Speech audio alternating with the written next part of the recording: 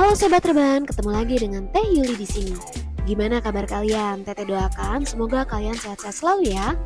Kali ini Teteh akan menceritakan salah satu film action terbaru dan pastinya akan membangkitkan jiwa-jiwa dan kalian. So, bagaimana keseruannya? Yuk gak usah berlama-lama lagi, kita langsung ke pembahasan filmnya.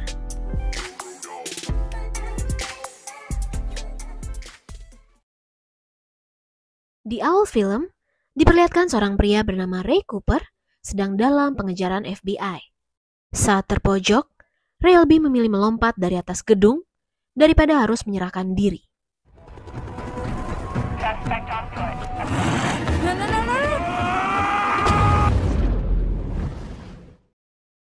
Scene pun flashback ke beberapa tahun lalu, di mana Ray bersama istri dan anaknya sedang liburan untuk terakhir kalinya. Dikarenakan Amanda, istri Ray, menderita kanker dan harus menjalani perawatan selama sisa hidupnya. Meskipun begitu, mereka tidak pernah berputus asa. Sebagai petarung profesional, Ray mengajari putrinya bernama Rachel menjadi seorang petarung.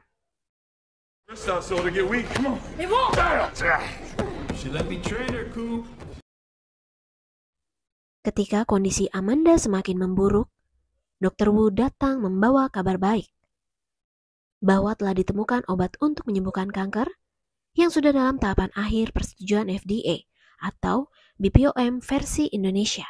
Ray dan Rachel begitu bahagia mendengar kabar tersebut. Mereka pun bahkan menyambutnya dengan membuat pesta kecil-kecilan di rumah sakit. Singkat waktu, seminggu pun berlalu.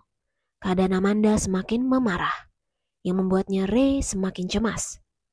Ditambah lagi, belum ada informasi apa-apa soal obat yang dimaksud.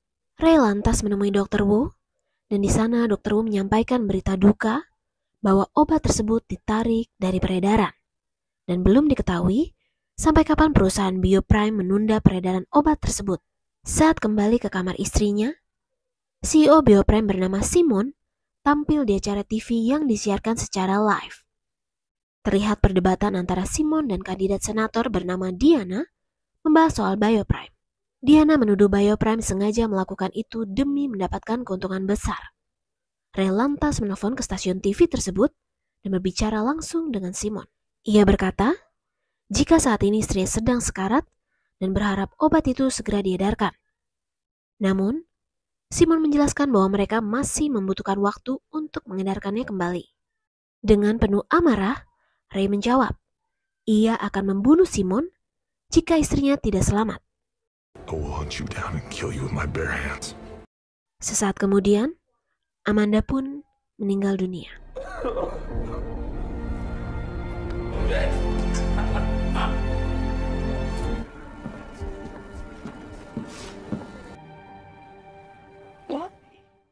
Singkat waktu, 6 bulan kemudian, Ray mendapat telepon dari jurnalis bernama Martin terkait kasus kejahatan Bioprime.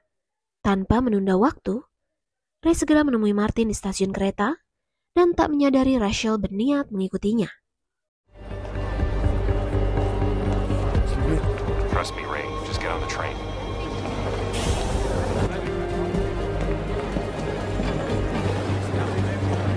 Okay, where now? There's a platform and then take the red line towards Alec. Mereka berdua pun bertemu ketika Martin membeberkan semua rahasia Bioprime dan tiba-tiba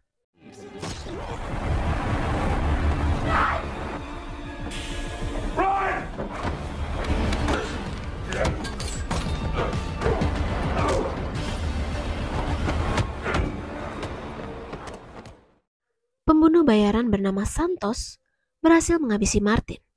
Ray bergegas menyelamatkan putrinya, dan inilah yang terjadi. Rachel, baby, are you okay?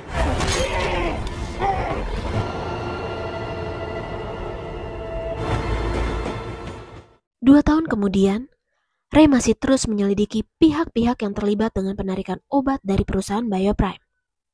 Sementara Rachel, putrinya, semakin giat berlatih di sasana milik ayahnya. Saking semangatnya, ia hampir saja membunuh teman berlatihnya.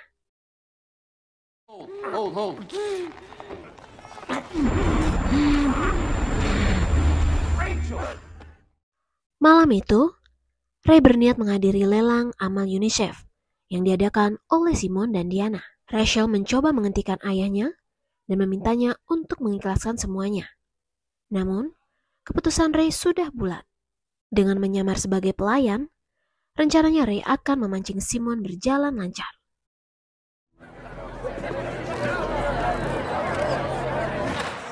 Excuse me? For children and athletes. I'm doing your job for you. No, I'm doing my job. What the fuck? It's out of order. No shit. Wait here. Keep a lookout.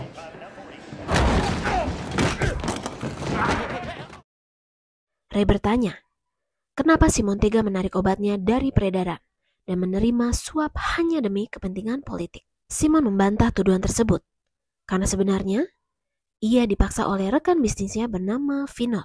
Ketika Ray hendak meninggalkannya, anak buah Simon kembali menyerangnya.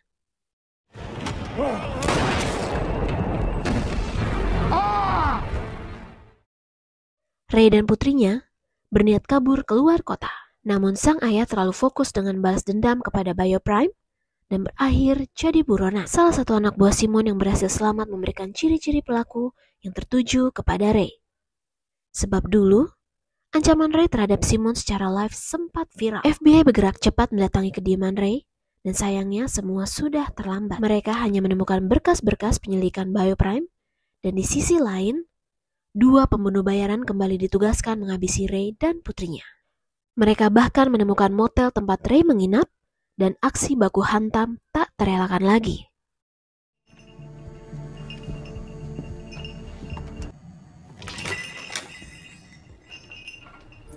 Rachel, look at me. Look at me. We gotta go.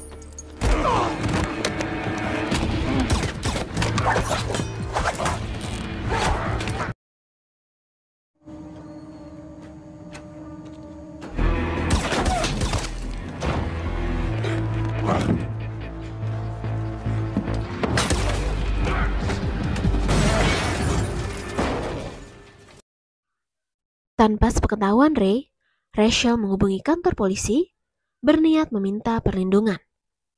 Tetapi, ia membatalkannya saat mengetahui ayahnya akan ditangkap. Sebelum menutup teleponnya, Sarah memberikan nomor HP-nya, berharap Rachel akan menghubunginya kembali. I had no choice.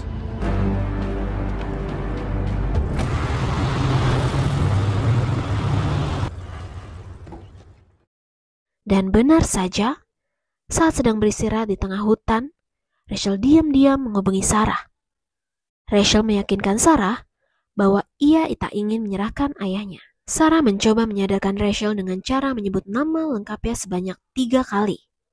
Setelah itu, Rachel memaksa ikut bersama ayahnya dalam kondisi apapun. Padahal Ray sudah berniat menyembunyikan putrinya di tempat itu demi keselamatannya.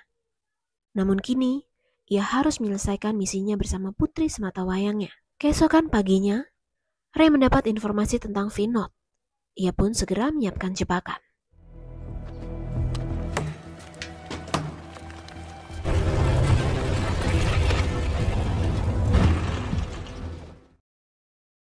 Vinod akhirnya masuk jebakan Ray.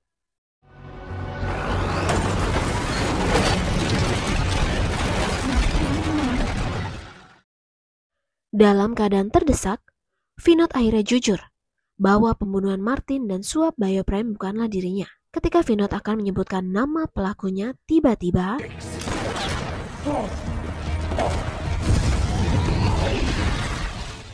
ternyata Santos si pembunuh bayaran sudah berada di sana.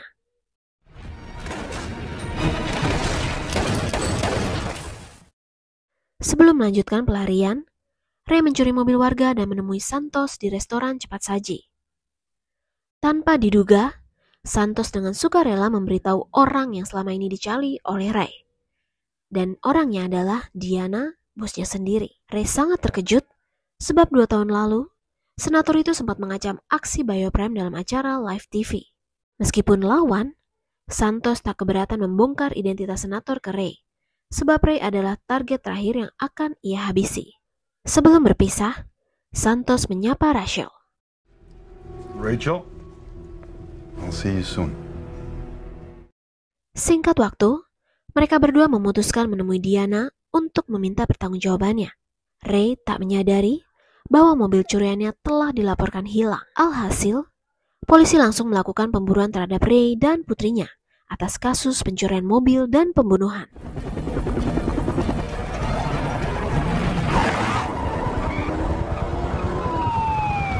North on 9, picking up speed, making a run for it. All right, hold on.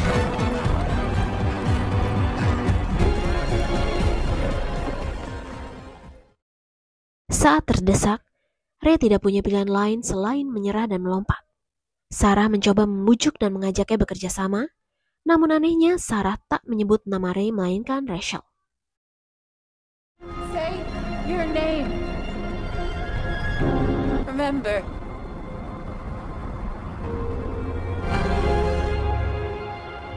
Rachel Cooper.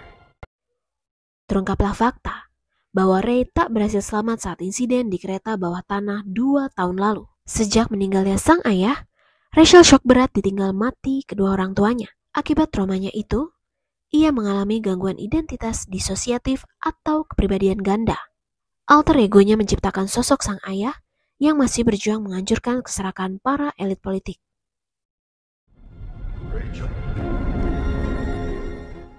Wow, plot twistnya luar biasa ya. Sarah berhasil menyadarkan Rachel dari halusinasinya, akan tetapi Rachel memilih terjun bebas sebab ia harus menyelesaikan misi ayahnya.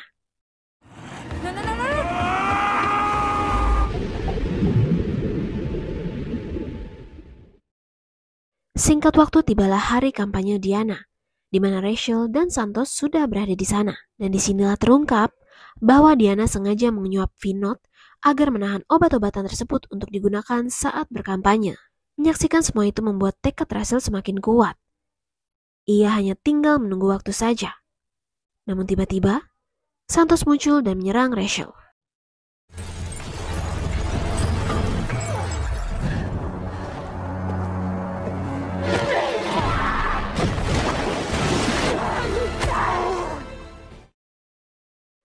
Saat kematian Santos, Rachel langsung menemui Diana di ruangannya. You were with Val Brian even then. Diana yang tadinya meremehkan gadis 18 tahun ini akhirnya jujur setelah mendapatkan ancaman. Ia mengakui pembunuh jurnalis Martin, ayah Rachel, dan memburu Rachel adalah perintahnya dan terbukti menerima suap. Anehnya, Rachel tak langsung membunuhnya, justru melepaskannya begitu saja. Yang ternyata, Rachel telah merekam semua pengakuan itu tanpa Diana sadari. Security! Dan tak lama kemudian, Sarah mendapatkan email dari Rachel yang berisikan rekaman aksi kejahatan Diana. Pihak yang berwenang segera memeriksa dana kampanye yang digunakan Diana. Ia juga menjadi tersangka utama atas kematian rekan bisnisnya Simon dan Vinod, serta Martin dan Ray Cooper. Di akhir film, Rachel meninggalkan kota meskipun masih berstatus sebagai buronan. Ya, kasus ini mirip sama beberapa kasus termasuk COVID di Konoha gak sih? Semua selalu ada kaitannya dengan politik. Tak peduli rakyat jadi korban, yang penting cuan. No politik, no cuan.